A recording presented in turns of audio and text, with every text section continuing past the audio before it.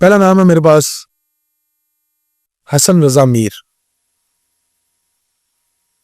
मैं अब क्या बोलूं। माशाल्लाह। तो मैं बता रहा हूँ इस वीडियो को व्यूज पता है क्यों आने हैं? हसन भाई की वजह से। क्या हमने उनको इतना डिस्कस किया? आपकी वजह से तो कोई व्यूज नहीं आने। अच्छा तो फिर मुझे क्यों बुलाया? फिर मुझे उठा के बाहर भेजो, इसको बिठा लो आप। आप मैंने बदले लेने के लिए बुलाया हुआ है। जो मुझे समझ नहीं आती, आप लोगों ने मुझे हर मूवी की तरह विलन क्यों बना दिया? मैं कोई विलन हूँ? 30,000 लिया हुआ है, 50 दे। 20,000 लिया आपने उससे। अभी 10 और दे रही है ना उन्होंने खुशी के साथ। अच्छा ठीक। अच्छा। हसन रजा मीर। अच्छा बंदा है क्यों? मेरा भाई जो है। ये तो नहीं इतना शार्ट तो आप बोलेंगी फिर मजा तो नहीं आएगा रैपिड फायर का। अच्छा। क्वालिटीज बतानी है। अच्छा भाई अच्छा बंदा है, मतलब ठीक ही है। ओके।